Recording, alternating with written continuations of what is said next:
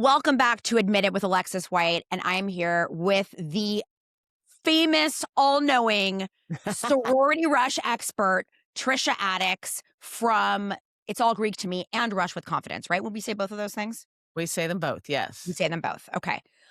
I was just saying to Trisha that every time I get a new client and we start working on college lists, one of the main things I ask is, I might say, are you looking for big rah rah? Everybody knows what that means, right?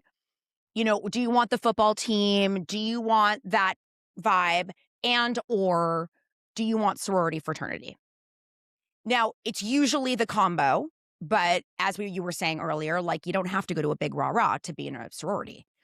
But that's something that everybody wants. Everybody wants community.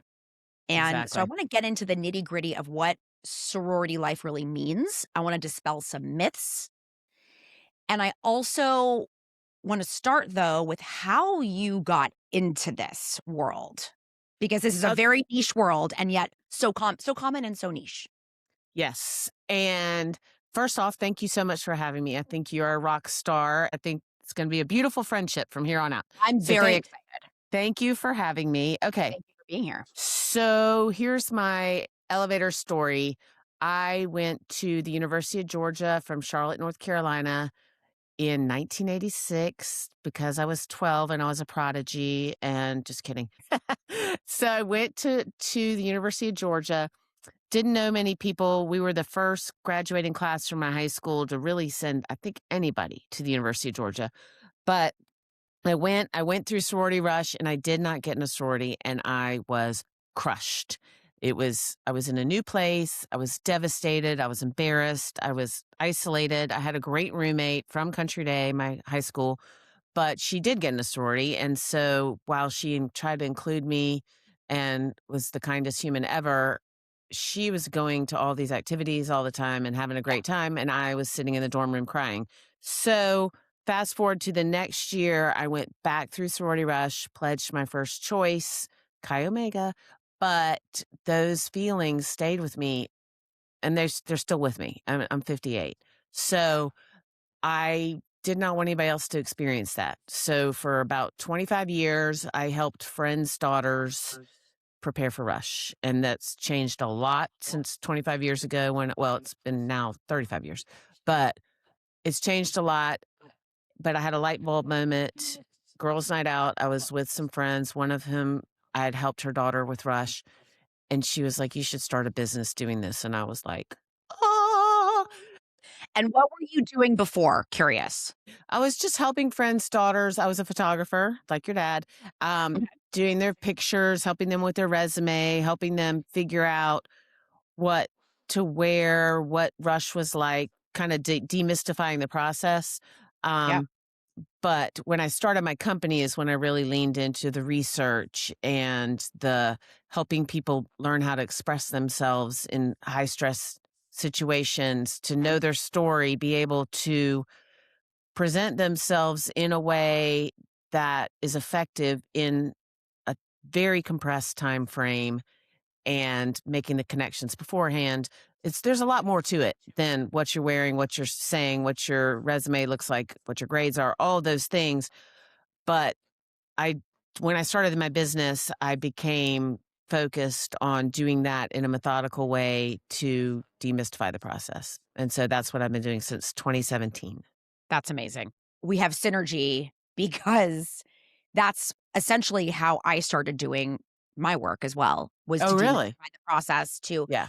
I mean, I was already in the business-ish, but where I found my niche, I think, was doing it differently than other people do. Yeah, no, I And know you do. And that's exactly, there were people who did what I did in different like pockets. Like there are people in Texas who would help with these crazy rush packets that they Mhm. had. But I'm the first person who created the full service. Like, let's do this in a methodical, intentional way on all the facets of you as a teenager and or early 20s trying to connect. Right, right. And there are so many aspects of the rush process that are I mean, I would say, like, not so many, I mean, most of it has to it's very similar to, like, getting out in the real world and getting a Mhm. job. I mean, It it's is. really amazing preparation, especially now, and I wanna talk all about how it's changed. So you started your business, you started It's All Greek to Me. Correct. That was phase 1, right? Right. And it's Uh still it's still now, It's All Greek to Me still exists. It's allgreektome.org is the company. Mhm. That is my company. I now have 26 mentors and they mentor our clients and we're full service 24/7. We don't have tiers like TIERS or packages. It's a relationship built by a young woman who is involved in their sorority and or Greek life at a college, and they mentor our clients through the entire process, which is what I used to do, just me. But then the demand grew. Um, so that is my only company. Rush with Confidence is my Instagram handle. It's all Greek to me. My mentors are between the ages of 23 and 30, and they were involved in, like I said, Greek life, their sororities. A lot of them were Rush chairs, and they all have connections to people in colleges and alum all over the United States. And so I get those mentors through word of mouth or people apply and they go through my training program, um, and they use my methods to guide our clients through Sorority Rush. What is the difference between Sorority Rush now and when you started doing this type of work? Okay, so let's just start even just from 2017. Forget the 25 years before that. Social media and TikTok and all the things have made people get a glimpse of Greek life. So there are so many more people going through Rush that it's way more competitive now. Right. And the biggest difference I see is people from the North and California and the Midwest wanting to come South. And that Mhm. a lot of that comes from COVID. So there are people locked down in their apartments in New York and they're looking at Instagram and they're seeing students at these schools just living it up and they want to be a part of that. And then they Right. started to see Rush Talk and then they're like, "Ooh, I want to be a part of that." And Mhm. you can't just be a part of it. You have to prepare, intentionally prepare, and you have to know what you're getting into. The resumes now compared to 2017 are insane. Like, it used to be you could get into, let's use Auburn as an example, with, I don't know, 2.8, and you could get into Auburn. And now all the Auburn resumes I see is higher than a 4.0. So, how do you set yourself apart from everybody who's gotten into Auburn who has a 4.0? I mean, Right. that's your resume doesn't set you apart as much now. When a client comes to you, what stage of the process are they in? Okay, so backtracking a little bit, we have clients that sign up at the end of their junior year before they even know where they're applying. We don't we That's the connecting part. So it's important to get a social media plan and a connecting plan in place. And that can be any time before you know where you're going to school. Um, but so for the purposes of your question, somebody signs up, they're going to Ole Miss, they pay their deposit, they get a mentor. The mentor then begins building a relationship with her, plus doing all the things that you need to do: social media plan, resume, uh, all the things. But starts to build a relationship and working on it's mostly about communication skills, starting to work on communication skills. And that all starts from the time they sign up through when they go through Rush. But the key to that is when they're going through Rush itself, the mentor then knows them so well and then also knows the system at their particular school because we have all that research.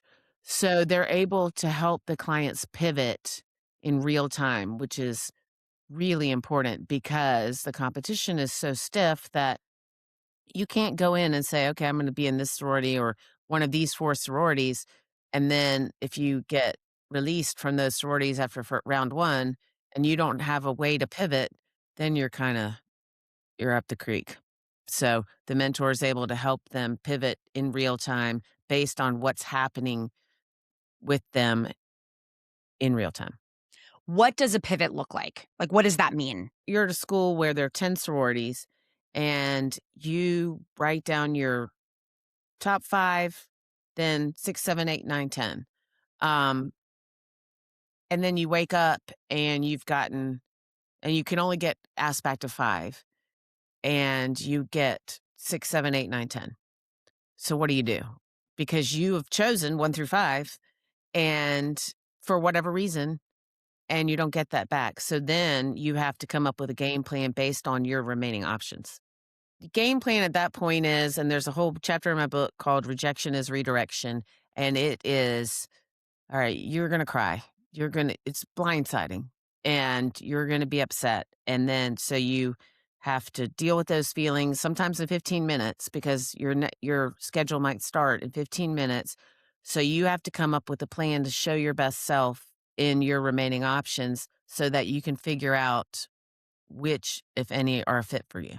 In those 15 minutes, how does that work? Like, You're in that like, "Could you answer the what does question, that mean? please?" Because I'm upset and I'm crying now. So what Yeah. happens now? Are you So, outside you the house and you're, like, supposed to go in? Like, what does this look like? no, so you're getting a schedule.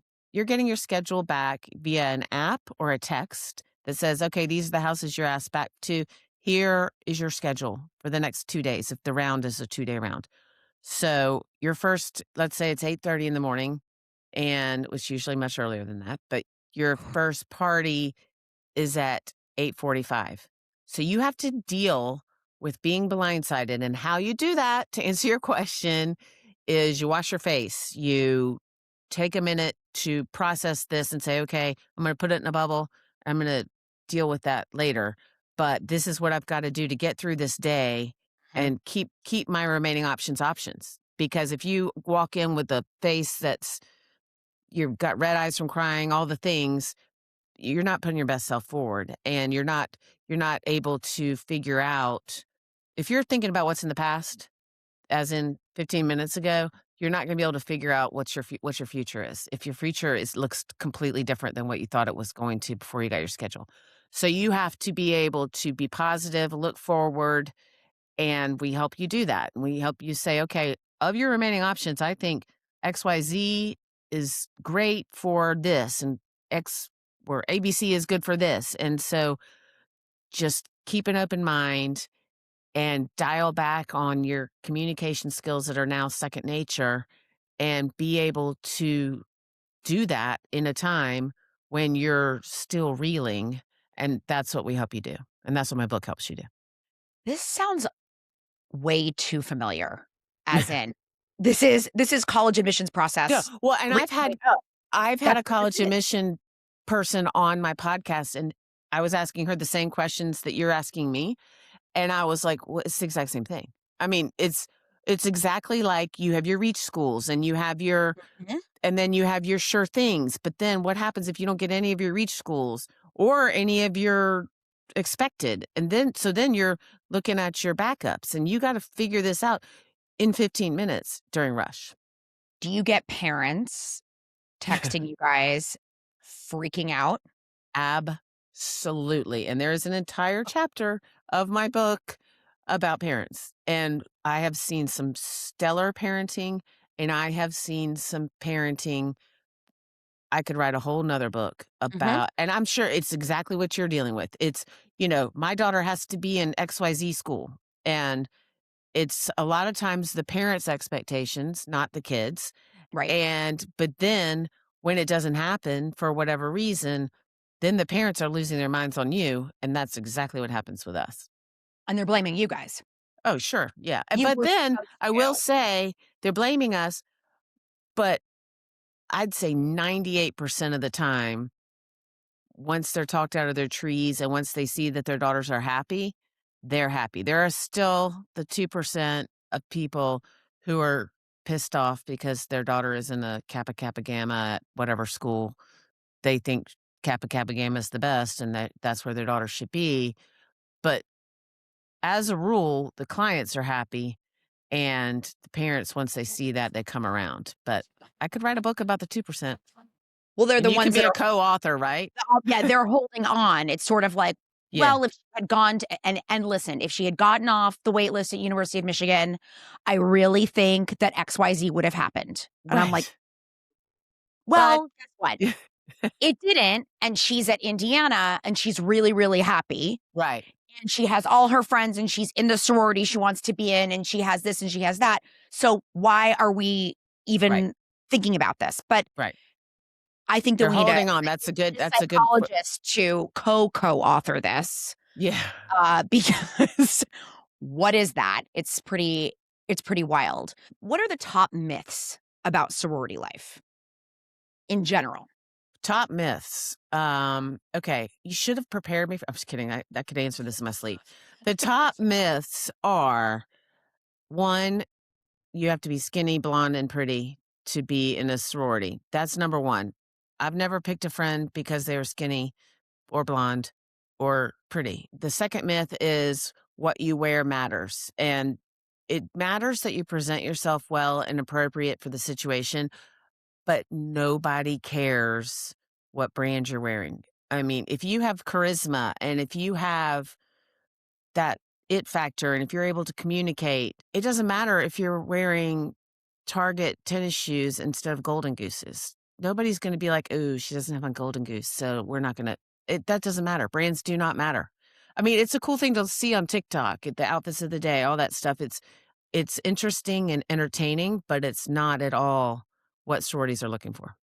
And then what about what's happening up here? Do you feel like there's a myth that sorority girls are they're superficial, they're dumb, they're this, they're that, which we know, given the fact that they literally have to present resumes with a GPA and then keep the GPA up through their Right. entire. Will you talk about how academics play into this? Academics are huge. You can't even go through Rush if you don't have a certain GPA, and that varies from school to school. But I mean, yeah. So grades are super important. Keeping up grades are super important. Philanthropic efforts are a big, huge part of being in a sorority. Leadership roles. I I'm in a show right now streaming on Hulu, and there we talk about like Ruth Bader Ginsburg was in a sorority, Meghan Markle. It's these are really smart, dynamic go-getters who have philanthropic hearts for the most part. I mean, sure, there's somebody who's not as smart or who fits the stereotype, but that's everything. I would say the vast majority of extreme vast majority of sorority girls who are smart and dynamic and have leadership roles, that's the vast majority versus the stereotype of the vapid TikTok dancers.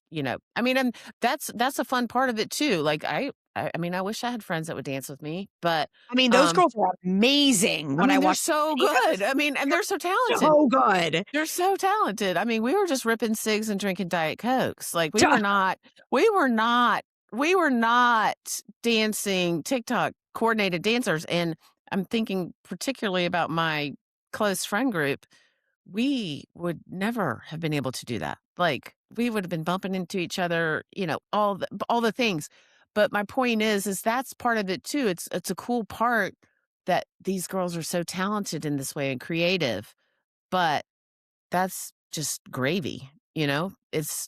They're smart first and dynamic and charismatic and good people. The girls that I knew at UCLA who were I had very, very close friends that were my roommate was a Pi Phi, and some of my best friends were Kappas and Thetas, and those were very hot houses at Yeah, UCLA. they still are. And, they are to this day, I mean, some of the most brilliant, dynamic, interesting, successful, Mhm. women I've ever known.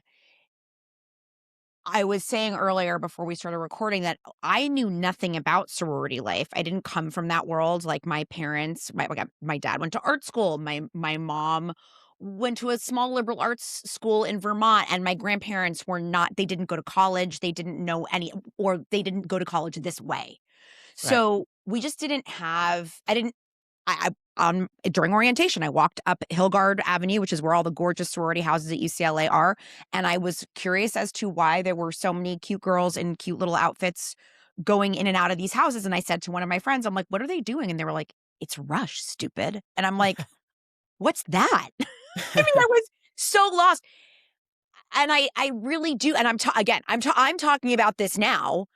I really wish I had that introduction to UCLA because I went to a small all girls high school. I It would have made my world there much smaller and much easier to navigate had I done it. And then I ultimately ended up rushing as a sophomore. I did like a spring rush and then I dropped out. I did it twice and I dropped out each time because I couldn't handle it. I just didn't understand. I had no clue what I was doing. I'm sure Right. that if I had, it's all Greek to me, I would have really it would have made a really big difference for me, I think. I found my way and all the things, and it always works out as you tell your clients too. But there is a science to this. And as part of that science, and you said you guys get started with clients as early as junior year, what are the things that are really important for the sororities to see from you in your background, in the lead up to coming to them? Like, how far out do we need to see leadership and philanthropy and strong GPA and all that stuff? Just like college admissions, when you say ninth grade. Mhm. Yeah, so it's the Yeah. same thing, ninth grade, and the social media needs to be targeted to those goals starting. I mean, you can always archive, but junior year, your social media needs to start reflecting that you are a good friend and that you are someone who's not obsessed with yourself, who's not obsessed with just your boyfriend. You know, there's a whole plan in place so you can and it's got to be authentic to you, but your interests, your family, your friends, and it's got to be that has to be reflected in your social media if you want to be in a sorority. So, what are the social media don'ts? Okay.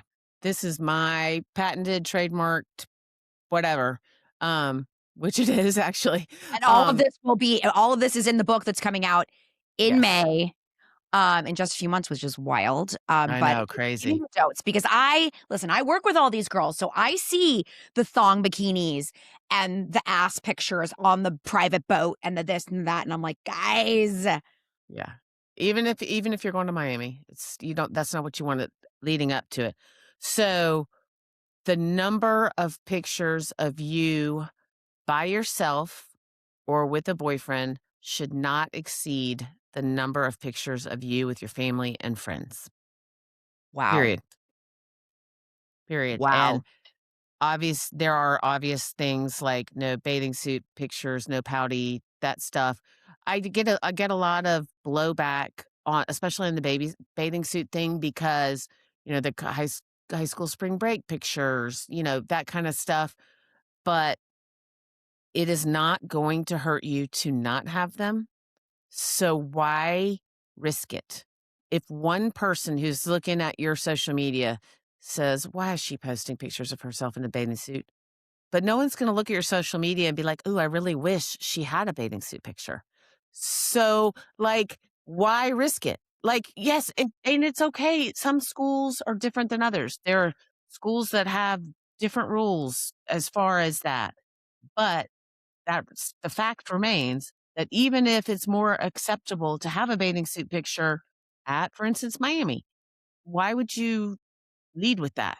Because that's not what you're looking for. You're looking for friends, and you don't care what your friends look like in a thong bikini, so don't do it. Sounds like we're looking for balance, Yes. like girls that have, I'm gonna you trademark know, that and pretend like it's mine. mhm, Just kidding. you got it. I'm giving it to you. Correct. Balance. Balance. Thank you so So much. Check.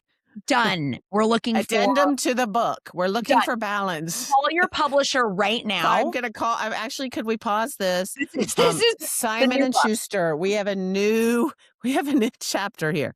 Looking for balance. Looking for balance. I have to say I have a few meetings with some girls coming up, in the next week and a half who I've been watching them. I follow all of them. And this is a very good note for them, and they're in 10th grade, a lot of them, to clean up. Mhm. Let's start cleaning this up.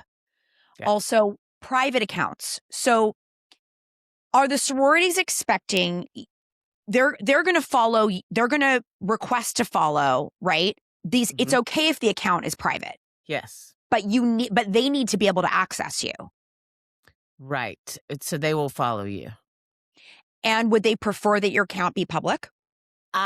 So we have two major schools of thought on that, and we do case by case, but as a rule, private is the way to go. But why? Because it looks better. It's not so forward Yes. facing. Mhm. You're not trying to like have people glom onto you. But a lot of kids will say to me, "My account's private. The school's never going to see my account." And I want to say, if the University of Michigan requests to follow you, I'm just making say let's say there's some 22-year-old reader in admissions. This probably never happens, but maybe it does. And maybe you're an actor or you're something like you've got something really cool on your Instagram or you're a dancer or whatever, and they request to follow you. Are you are you not going to accept their follow? Right.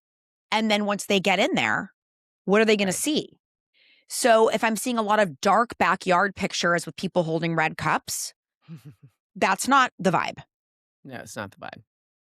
And it's also just as an aside, also, it's all Greek to me, Trisha Addicks. Um, don't do the TikTok videos.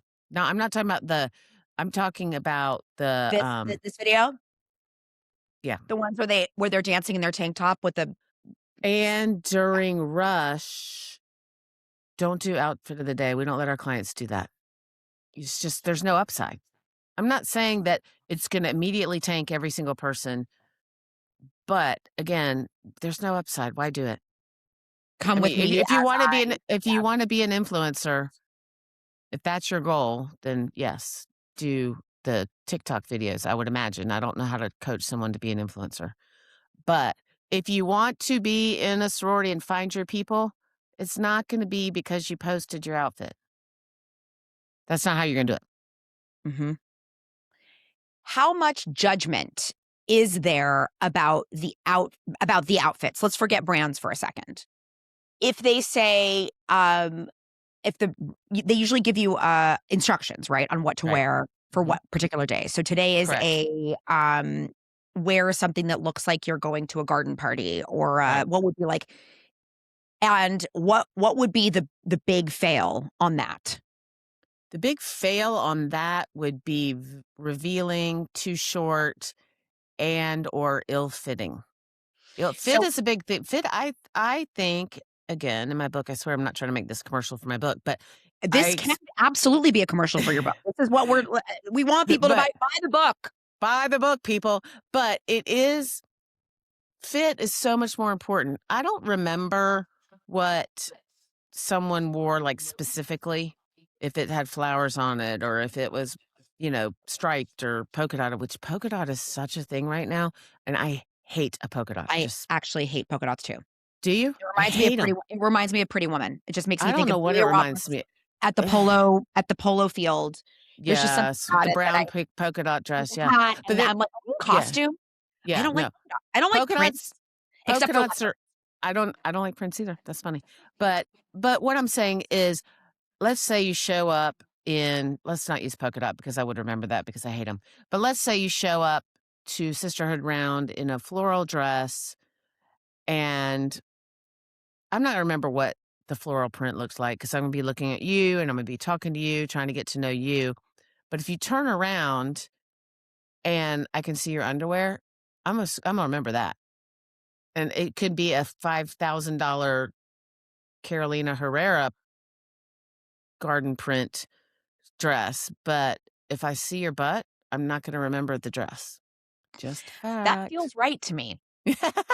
That feels that feels right to me. What do you think that sorority rush, the process, teaches the girls that go through it? Whether they have a positive outcome, a negative outcome, or a mid outcome, as the teens would say. The process of sorority recruitment, I think, teaches people that yeah, I don't know how much it teaches them, but it does teach them that you have to not play the game, that's the wrong thing, but you have to do things the way that they're required to meet your goals. I mean, I think that's a big lesson. Yeah, Do I think also, what about, like, a little grit and a little resilience, right, and having to accept that you have no control? I mean, you have there are the things you can control, like making sure I don't see your underwear or, whatever, but and also and I wanna talk after this about what we're looking for personality-wise and engagement-wise, but, that not everything's in your control, and sometimes, decisions are made seemingly arbitrarily, right, like, "Why didn't they pick me?" I don't know, but right, we have to move on. right. I do a lot of continuous open bidding coaching, and that people come to me after they've had an unsuccessful rush, and I'm actually coaching this one girl right now. I'm obviously not going to say the school or what, and I'm like, I don't I got nothing for you. I mean, she is dynamic. She's got great grades. She's comes from a great family, and I'm not talking about money. I'm just talking about supportive parents, Mhm. and she's got it going on in the looks, meaning she dresses cool. And I'm like, yeah, we're not gonna figure this out. Let's just move forward. We're not gonna figure out what happened Right, because there's nothing that's and a lot of times it is pretty transparent to me. I'll look at their social media and I'm like, whoa, yeah, this is why. This is why you're in my office right now, mhm, or yeah, you have crappy grades or whatever. That sometimes it's pretty clear to me. She's the first person, and if she's listening, and I'll tell her to listen, she's the first person I've been like, "Yeah, I got nothing, so we just moving forward," which we always just move forward, right. but and I don't ever usually tell them what I see, you know, but unless it's social media or something they can fix, but I'm like, "Wow." But you gotta move forward, and you gotta deal with it and figure out a way forward, and that's sometimes harder to do. It's the same thing with admissions. I mean, I have students every year. I usually get, I would say, 2 students every year where I go, "How? Yeah, How?" right. Like, the whole package, Yeah, all of it. How did you waitlist this person, right. defer them, whatever? Like, why weren't they at the top? I don't understand. I'm still 2017 when my son graduated from older son graduated from high school. There was a guy, I'm not even gonna say what high school it was, but he was valedictorian, captain of the football team, was on the like first chair violin, Right, philanthropic, had started a charity. I mean, had perfect ACT, perfect SAT, a 4.6, and his rigor was there. And he got waitlisted. I don't think he got into Vanderbilt, and I was like, "Wait, why? Well, who's getting into Vanderbilt?" Like, I don't know. I don't if he's not getting, I don't know who. I'm still flabbergasted to this day, so I can't even imagine. It's very similar to college thing. Like, this girl is the equivalent of that. yeah, and it's really but and then part of it is too, I think that I always say, like, I love what I do because and I'm sure you feel this way also, I love seeing when the kids find their fit. Ugh, it's the best. It's the greatest feeling to get a text from a kid like, "I'm so happy here." Yes. But then also for them to be able to look back and go, "You know what? All that stuff that happened, like, it happened. Now I Yeah. understand there's nepotism, there's favoritism, there's so many things that go into decisions that have nothing to do with us. We can only Right. control what we can control, and then Right. some and it happens in relationships too. Mhm. There are how many people do we know who get, cheated on or broken up with or whatever, and you go, "Really? Her? Right. She's too good for you? What do you Right. mean?" Right. And it's the same thing, like, we gotta move on. Move on. Um, so I think that is the lesson. I think you uncovered the lesson. You weren't sure about the lesson, but now you know what the lesson is about Rush. Now I got Can it. we I'm talk about continuous Simon and open bidding? Schuster. We have another chapter. What's the lesson? It's What's balance. the Here's the balance? lesson. There are some sorority terms that Okay. I feel like people need to know. So, like in admissions land, we get spring admission, or we get a year. You do a year in London or whatever. To me, this is called COB. So, people, if you're embarking on this process, you should know what this is. What schools offer COB? Do they all offer it? What is it? Please Okay, explain. continuous open bidding is the process of extending bids to P&Ms not in formal rush. So there's What's a something. PNM? Oh, potential new member. Used Thank to be you. called rushies. It's people going through rush Thank you. or sorority recruitment, which is what it's supposed to be called. And I'm I can get behind if I believe if I think it's an important reason, and it is all about my thoughts. Like there are certain terms that are antiquated that I 100% get behind not using them anymore. One of them is suicide bidding. Like, no, we're not Ooh. we're not doing that anymore. It's intentional single preference, which means you're choosing to only put one down. But like you will never hear that term come out of my mouth. You'll hear intentional single preference, but you will not hear that other term. But as far as rush, yeah, I yeah, can't get behind it. I'm like, yeah, the reasoning still doesn't make sense. I know the reasoning and it doesn't make any sense. Okay. So continuous open bidding is the process that goes on either right after sorority rush, but a lot of schools it goes on through the whole year.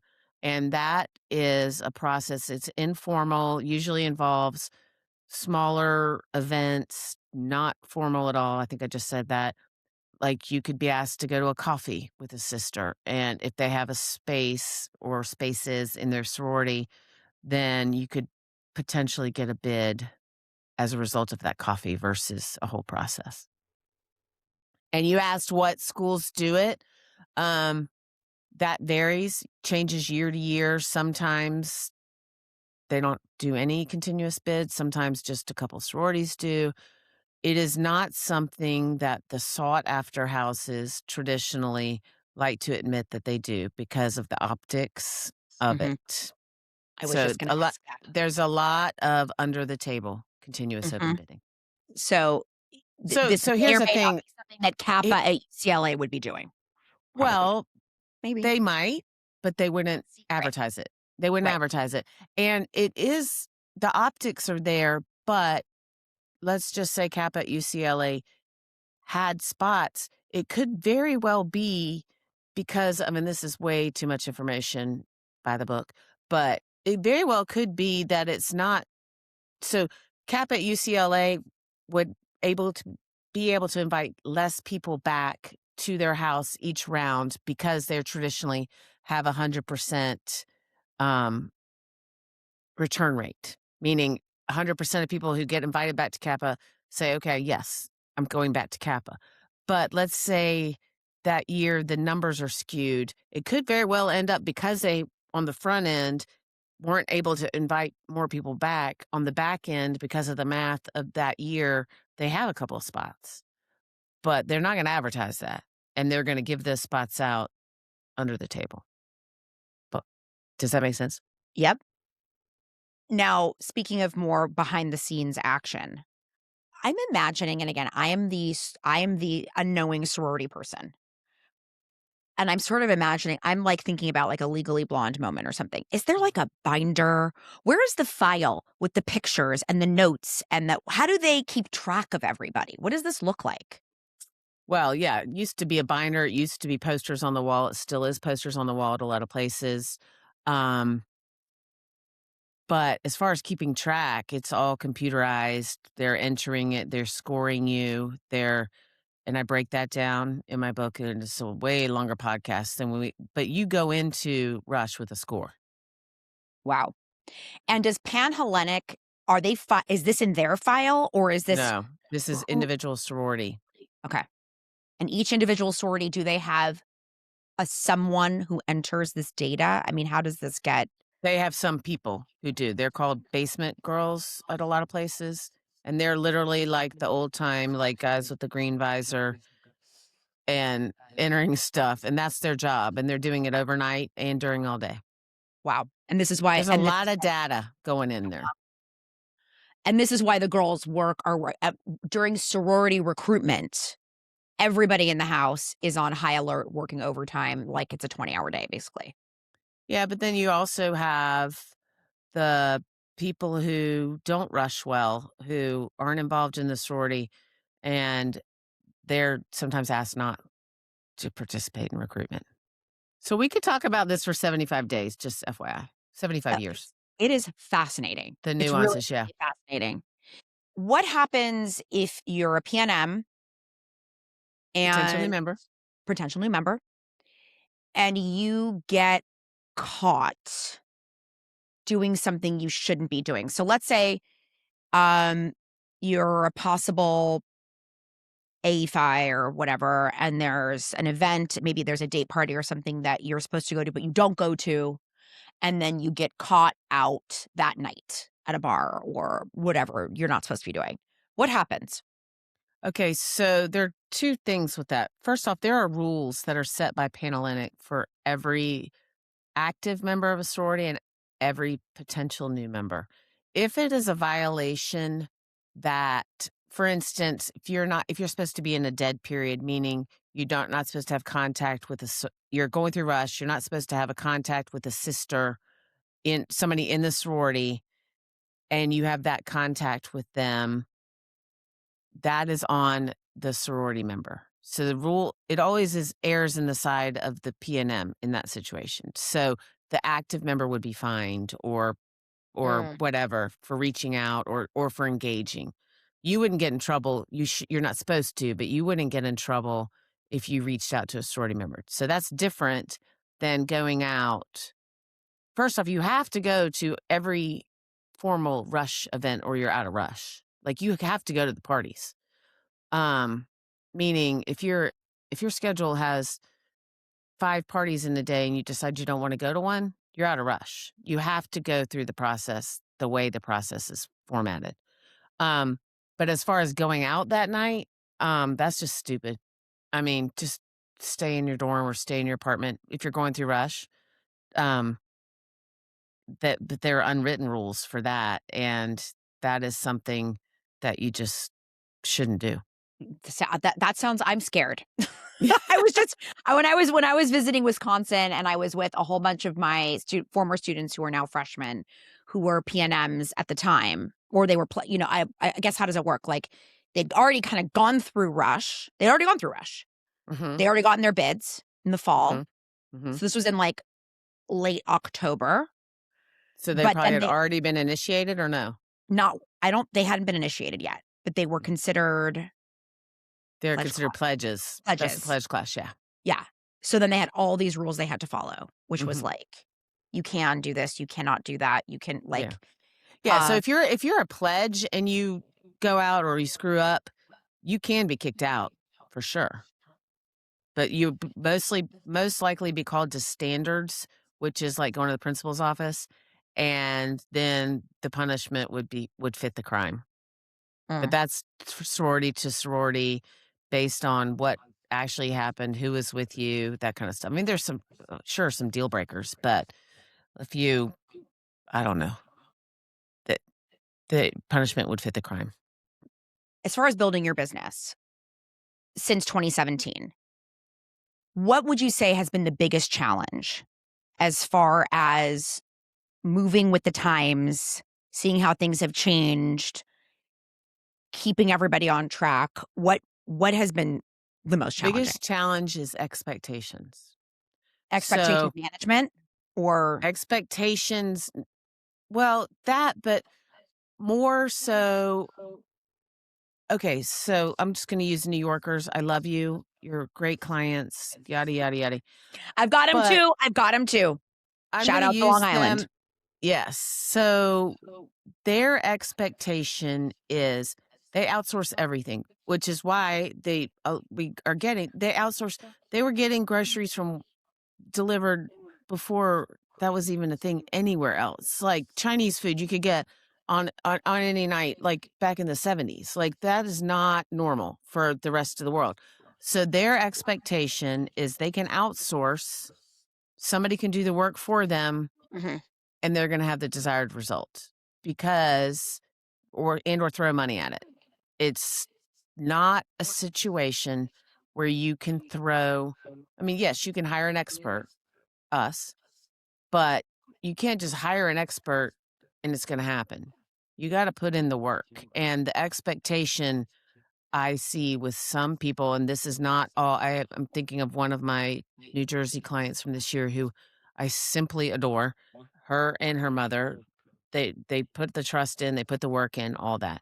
But I have had people before who think they can manage the system because they've been able to manage things, and they cannot. You cannot manage this. You cannot call your 12 really connected friends in New York and expect for that to make a difference if your daughter is didn't put in the work and she's acting like a jerk. You just can't do it. And then what happens? How do you advise somebody? And I've had these phone calls before where a client will call me, a parent will say, um, so and so didn't get into her top sorority at Wisconsin, and she's pretty sure that she's gonna have absolutely no life, and she wants to leave. She wants to transfer. Right? They'll get that a lot. Give it Uh, time. Give it mhm. time. And if you put in the effort 100% of the time, if you put in the effort to get to know, you show up at the house if there's a house, you show up at the events, you meet someone, you make an effort to connect with the people in your pledge class, 100% of the time that changes. But that's not to say if you get into a sorority that you don't like and you've made up your mind and you say, well, I put in the effort, but you really don't, and you have it in the back of your mind the entire time that this is not the place for you. If you don't give it a real try with an open mind, then sure, go ahead and transfer because you're just going to be, you're going to, history's going to repeat itself. So, whatever. Well, and then you're gonna transfer and be unhappy where you That's there what I'm are those saying. people who are they're never happy They're anywhere. never gonna they're never gonna be Right. happy, but I will say in the 35 years, and there have been a lot of times where people have been really sad on bid day, not necessarily our clients, but people have, Mhm. you know, some have. And I'm like, if you give it 100% effort, you will find your people in your pledge class. And I get a ton of next year. I think I posted one on Instagram. The mom was like, she came to us after she was miserable. She was at Ole Miss. She came to us, and I had a really frank conversation with the girl. She's miserable. Nobody else feels this way. I don't have anybody in my pledge class of 241 people. Oh, No not one. one, no one is like me. No one, whatever. The mother sent me a long letter at the beginning of this year, and she's like, not only is it the perfect place for her, but she's so involved. She says all the time how much you making her do that or convincing her to do that.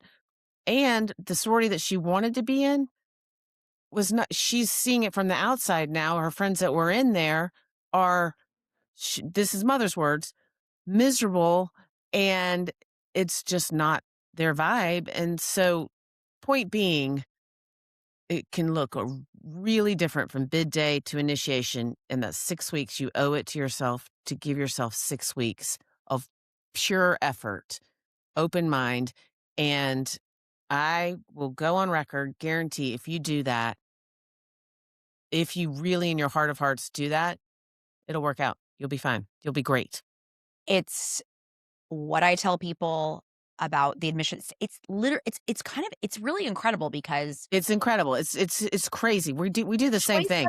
sometimes is made for you. And Yes. I often say to clients, the school knows before you do Mhm. that you are not right for them. Yeah. They're actually doing you a favor. They're doing you a favor. Yeah. And the places that take you are the places that sometimes it's like, it's It's sort of what why do you wanna like go the somewhere you're nice, not nerdy wanted? guy who wants to go out with you, right? Versus the like the bad boy who you The really should. example in my book is a rom-com where the guy who brings you coffee every day, Mhm. like the loyal coworker, but then you're attracted to the hot guy Right. who it's the same exact thing. And once you wake up and realize, once you concentrate on the guy bringing you coffee every day, you're like, wait, this is the guy for me. And it's Mhm. so much like that colleges and it's sororities and why do you want to be somewhere where you're going to have to force it for 4 years and beyond to show up as someone who's not yourself just to fit in a place where you don't belong, where go somewhere where you're wanted and then you'll find your people and they are your people. It's predestined. It's pre-designed that way. I Mhm. mean, that's why I think that a lot of this, when you say expectations, that sums it up because our expectations are also mismanaged with social media, with Yes. what these kids see. This person's having more fun than I am. This person's Right. more perfect than I am. This person's skinnier. This person's richer. This person is this. Da, da, da, da, da, da. Um, I want to finish off and grabbing my phone because I had posted something on Instagram, a quote, because I was watching one of your posts, and you Thank you said for watching. Thank you for you following. read If you follow, you better follow. "Rush with Confidence." You read something. You read an excerpt from your book, and I actually wrote out this quote because it really resonated with me. Those who seem to know the least speak the loudest. They circulate incorrect information or just plain outdated rules that won't help you get the bid of your dreams. Whenever I start working with a new client, one of the things that I say is you can put your earmuffs on now at the soccer field, at play rehearsal, at wherever. You don't have to listen to them anymore. You've got me now. Mhm. You've got our team. We're going Mhm. to tell you the right things, and the mom next to you is going to tell you the wrong things. Right. Most likely. Sometimes they've got good intel every once in a Mm, while. rarely. Yeah. Or they have some good intel, but it doesn't apply to you. It'll be this whatever. Yeah, no. Put on Mhm. the earmuffs. Jeez, golly. Please. Don't Please. go to the wine lunches while your daughter's going through rush. Stay away from the club. Stay away from the country club. Stay away from the country club. Just play your Woo! pickleball, get in your car, and go home. Yes. You are so much fun, and I wanna do this. I wanna Do you wanna do go it, like, tomorrow right. too? I was gonna say, can we go to a wine lunch, please? Yes. Well, actually, it's a vodka lunch for me. I don't do wine. Oh, I'm a martini girl.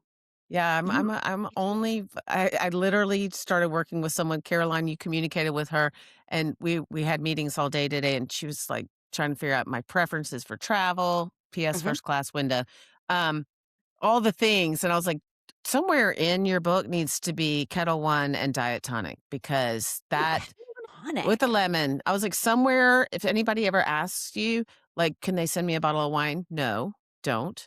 And also don't send me cut flowers. It depresses me that they die. Um, orchid. Could do an Orchid? orchid, Yeah, orchid. something that Sure. lasts. Something that lasts. You should see my kitchen. I'll show you. Um, my kitchen window has about 40 orchids. Love an Love. orchid. Love an orchid. Yeah, I'm not don't bring red wine to my party, please. No, no, no, That is thank a you. regift. That's something that you have Yes. in your cabinet that you're never drinking, that I'm never drinking. Actually, my husband will drink that. So, but don't bring Chardonnay because ain't nobody should drink that. Bring me a really good Blanco tequila or a bottle of vodka, and I'm real Same. happy. Yeah, I'm And good with that's tequila too. yeah. But so anyway, we so digressed there. For me, Clear all we clearly, said was we need to start drinking.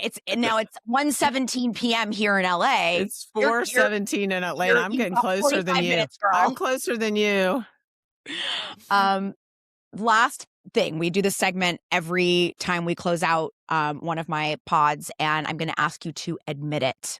Admit it, what is the most competitive sorority market school this season that you've seen? I'm gonna shock you. I am going to say the University of Georgia. Not Ole Miss, not Bama. Wow. I think a lot of that also comes from the SAT requirement. Yes, that's exactly it. That's all I was gonna say is that what it takes to get into the University of Georgia, Mhm. plus it's got the Southern appeal as for that and the lifestyle, the football, go Dogs, best football team ever. Um, but it's got all that stuff plus the rigor to get in there is insane. So Yeah. how and because so many people from the North and Midwest and California like Georgia, they Mhm. want to be there, but how do you set yourself apart in that environment? And it's hard to make connections when you're coming from all over. So that's a big factor. Admit it. How did What I is get so your beautiful? Oh, wait, was that not it? Okay, go Well, ahead. I was gonna start, yeah, I mean, that's our wellness and beauty podcast. What is your favorite university besides the Southern universities? Because I know you're in My SEC land favorite university? as far as sorority life, as far as, Oh, energy out of the South. out of the South. Favorite. I want to say Colorado. That's one of It's my very, faves. it's a very chill vibe. I love that. It's beautiful there. Mm-hmm. Great town. Great college Yeah. town. Hmm. That's actually I think that CU Boulder is kind of the closest thing that we have, we as in the West and the Rockies, to, like a Southern rah-rah Hmm. school that's not Yeah. like a crazy yeah. Well, Trisha, in our next hang, it is Yes, which is omega like I said, tomorrow. chocolate diet Vodka. tonic with a lemon, Yes, it has to be name brand diet tonic. She wrote that down too. I was like, it has to be name brand. Seagram's, Canada Dry. No, Canada Dry or Schweppes. It cannot be Publix brand. I don't even know if you have Publix there, but it cannot be We have, Publix like, brand. Kroger, It yeah, cannot be Kroger brand. Kroger brand's trash. That's the and it's not fizzy trash. enough, I'm sure. It's weird. I don't know. It's sweetened with the tears of small babies or something. I don't know. It's sweetened with the tears of sorority girls that didn't Yeah. get the thing they Yeah, wanted. that's what it's sweetened with. So, yeah, no. It's gotta be Schweppes Canada Dry. If you're listening, executives, I would like to have a partnership agreement with you. Schweppes Canada Dry Kettle One, which would probably be bad for a sorority rush person, but Probably, and I would if I vodka said coffee partnership. company, it Vodka probably would be partnership bad would be for a college bad. yeah, exactly. Well, yeah, I guess, and we can't say that we're gonna be drinking high noons anytime soon, so that No. would be the sorority vibe. Yes, yes. Um, Surfside now. that's true. That is true. In fact, I had the pleasure of seeing, when I was visiting a bunch of my kids at Stateside or in, Wisconsin at their apartment dorm, whatever, in the elevator, there were a bunch of Surfsider cans Yeah. just strewn Mhm. in the elevator. UPNMs, if you're listening, you know who you need to call. Actually, no, you already called her. And and if you PPPNMs. right, and if well, yes, P&Ms, but if you are listening to this and you cannot afford a sorority rush consultant, that is why I wrote the book, to get this information out to everybody, because I realize not everybody can afford a private consultant. So the information is available to you starting May 12th. And it is a gate-kept universe, so hopefully the gates are open thanks to you. They This are. was a blast. Trisha, you were amazing. So fun. So fun. Thank you for Thank you, having thank me. you, and I can't wait for you to come to LA I'm because it's coming. gonna be wild. I We're gonna do will. some good My beach arms register as legs in LA. That's Amy Schumer's. Amy Schumer, I take that from her. But God, so, she's good. She's so good. she's so good. I saw her on Ellen years ago and I laughed so hard. And incidentally, we shared an agent for a while. Amy and I did, but my arms register as legs. Oh, yeah, that's okay. You know what's good about LA is that you can, just get Ozempic on every corner, and then, Exactly. you'll be ready for Rush. I'm ready for you to have your vodka diet tonic, and, we will be chatting again soon. Guys, thank you so much. We will see you next time. Thanks for tuning in to Admit It with Alexis White. If you're working on your college applications and want guidance every step of the way, visit alexiscollegeexpert.com to find resources and support tailored for you. For even more tips, stories, and college insights, make sure to follow me on TikTok and Instagram @collegeexpert. Until next time, good luck, and remember, you don't have to do this alone.